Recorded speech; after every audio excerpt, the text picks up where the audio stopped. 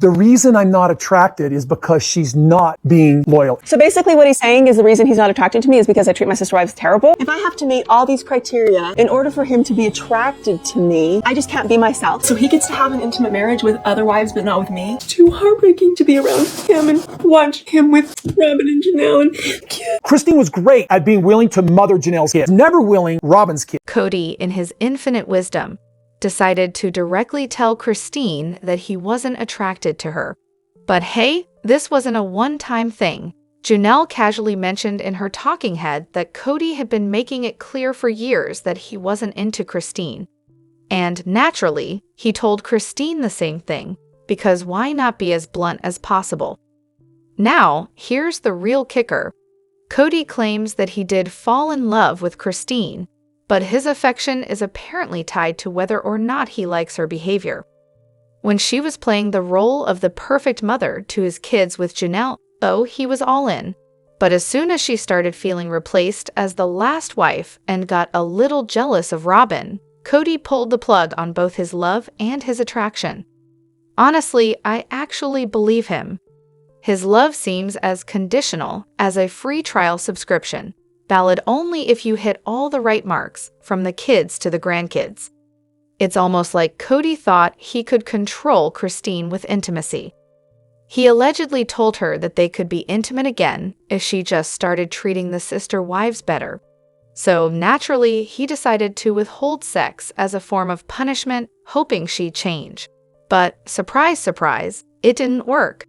Christine chose to leave instead, making his little punishment backfire spectacularly. Imagine that for a second. Your husband punishes you by refusing intimacy to get you to behave differently. What a gem of a partner. Seriously, he's vile. And then there's the whole Janelle never mothered Robyn's kids thing, which oddly enough, Kody never seemed to mind. Funny how that works. Kody is also a master of lazy lying. He claims Christine won't mother Robyn's kids, but didn't Robyn have a nanny? We saw Christine get upset about it early on because she actually wanted to parent those kids. But of course, it was Robyn who didn't want the other wives to parent her precious tenders. Kody, he's just a lying liar who lies. Maybe every time he lies, his hair thins out a little more, like some kind of narcissistic Pinocchio. Honestly, he never deserved any of these women, except maybe Robyn, but that's a whole different disaster. He led them all on, told them he loved them, and now suddenly he's acting like none of it ever happened. What a piece of work. He's disgusting. We've got so much to dive into today, so let's not waste any time. Let's jump straight into it. Hey everyone, what's up? It's Elena here, and welcome back to my channel reality Nexus X. I'm honestly convinced that this super close bond Mykelti shares with Robyn is nothing more than a well-executed attempt to get under Christine's skin. Let's talk about that whole birth thing. Robyn, there to do all the things Mykelti's real mom would have wanted to do. Yeah, it screamed mission accomplished in terms of messing with Christine. Sure, Mykelti used to babysit for Robyn's kids when she was younger, but come on, I'm not buying that we're like family act. Mykelti is the definition of spoiled and self-centered. She does things purely to provoke a reaction.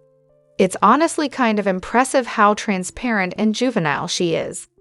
And then there's the whole vibe between David and Tony in the latest episode. David was practically seething while trying to keep his cool around Tony. It's so obvious, you almost feel bad for David. I bet Christine is biting her tongue every time she's around Mykelti and Tony while filming. Seriously, winding people up is practically their entire personality at this point. Oh, and speaking of Tony, remember when he trashed their wedding colors? He said something about them being ugly, didn't he? Honestly, I can't blame David for being irritated by him. He would drive anyone nuts. And Tony? Ugh, he's just the worst. Everything that comes out of his mouth is either rude, offensive, or just downright unpleasant. Yikes. As for Mykelti and Robyn, the bloom is so off that rose. I'm not refuting your point, but let's be clear, they're not nearly as tight as they once were. In fact, Mykelti hinted on Patreon that something happened during Garrison's funeral that completely soured their relationship. She also said Robyn lied about something recently. I just can't remember the details. Now, let's talk about Tony and Mykelti. These two are the human equivalent of a bad reality show. They live to make others uncomfortable, all while acting like they've got the parenting wisdom of the ages because, they've had kids now. Mykelti's whole "I'm so deep" voice when she tries to sound wise. It's almost like she thinks she's cracked the secret of the universe. Spoiler alert, she hasn't. Growing up, Mykelti never felt seen. Can you blame her though? Aspin was the perfect little mini-me of Christine, always getting the attention. Mykelti was the wild, annoying one in comparison, so Robyn probably seemed like a cool big sister to a teen Mykelti. Robyn made her feel important, and honestly, she was probably desperate for that. When Mykelti got engaged to Tony, Robyn was all in, while Christine, not so much. And we know how that went over, left a pretty bad taste in Mykelti and Tony's mouths. And don't get me started on how Mykelti always had to fight for her dad's attention. With the older boys off doing their own thing, or not caring about Kody, she finally got her one-on-one time with him. You gotta feel for her a little bit, even though she's kind of weird.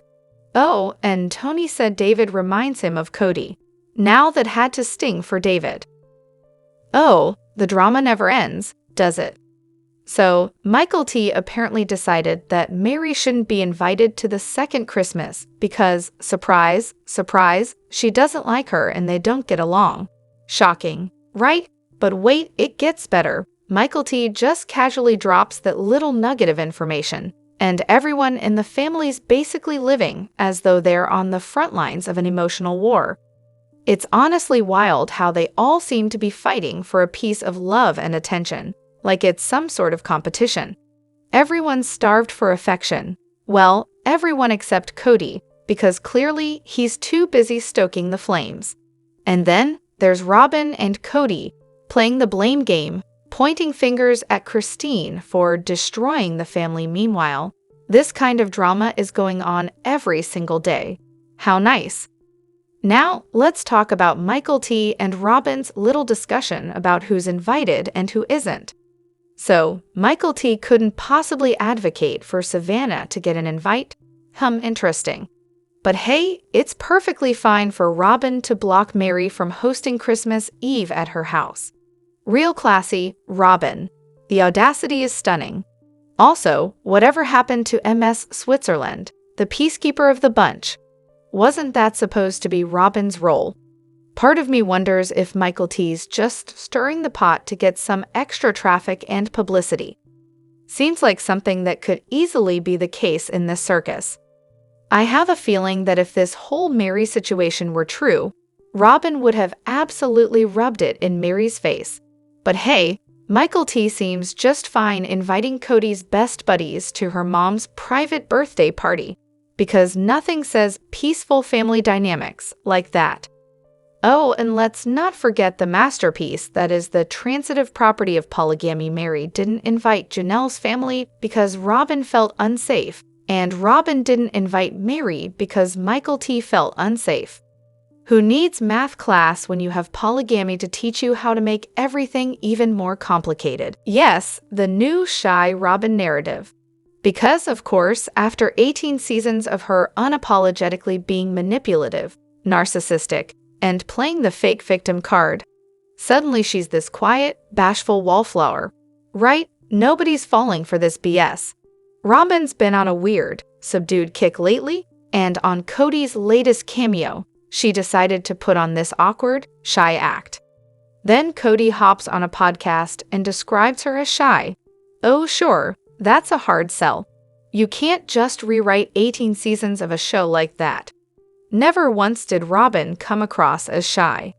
She was always more than happy to assert herself, whether it was pushing back against Christine and Mary, who didn't think she should even be part of the wife rotation before marrying Kody, or shoving her way into discussions she had no business being in.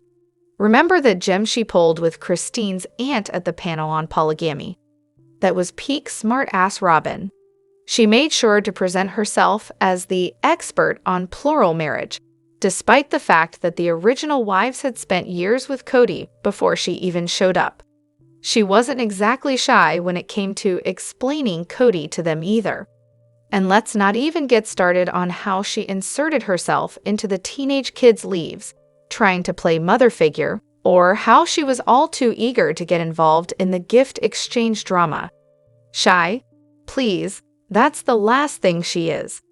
I mean, sure, they probably want us to confuse her over-emotional moments with shyness, but those are two entirely different things. How is someone who's been in the public eye for years suddenly too shy to say 2 words on a paid cameo to a fan? If I were that fan, I'd be asking for my money back. No one is buying that act. Honestly, I can't figure out if Kody and Robyn think we're all idiots, or if they're genuinely this out of touch. And let's not forget their latest storyline. Robyn was tricked into marrying into what she thought was a happy, perfect family. And then, of course, proceeded to dismantle it piece by piece. And it's all Christine's fault, naturally.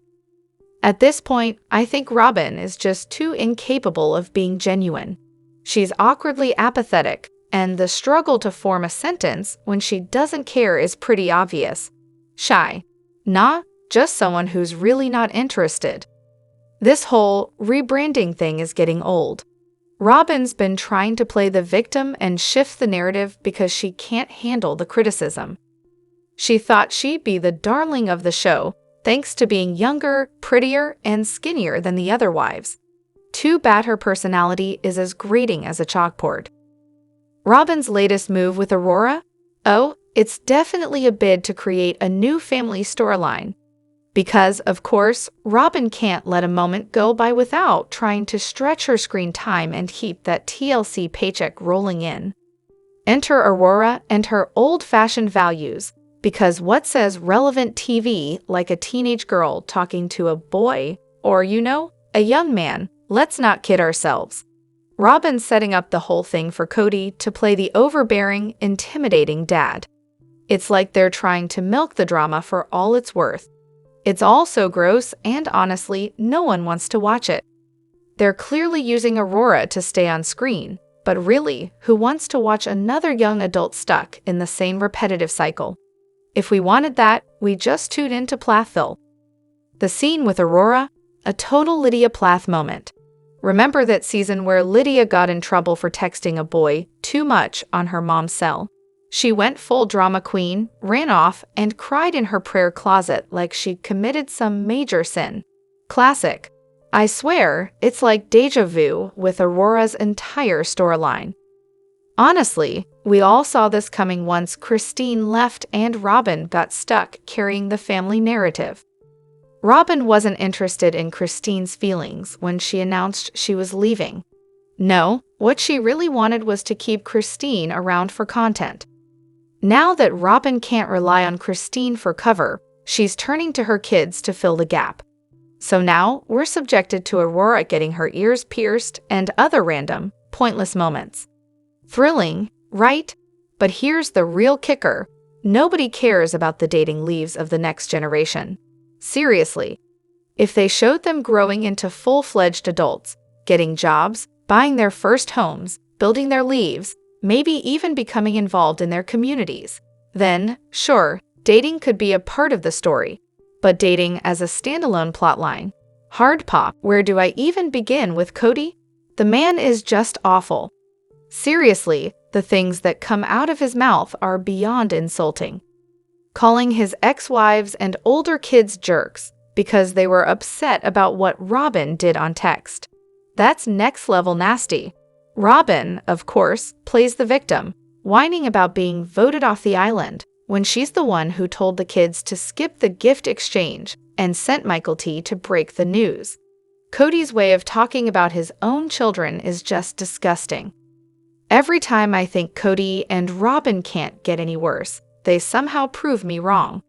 Kody's treatment of his own kids is pathetic, and the fact that he thinks Christine is going to get her karma, please. Kody's a walking disaster of a father, and honestly, he's a terrible excuse for a human being too. Robyn's loyalty will last until the money runs out, and when that happens, she'll take her kids and bail, leaving Kody to face the wreckage he and Robyn created.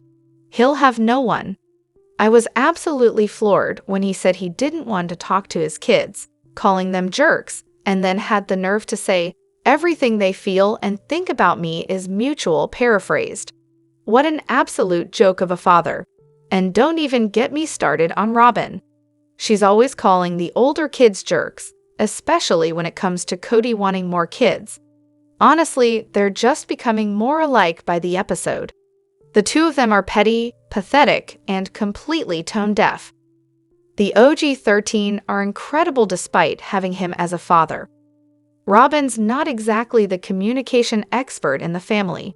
If anything, the kids are the ones who actually know how to talk.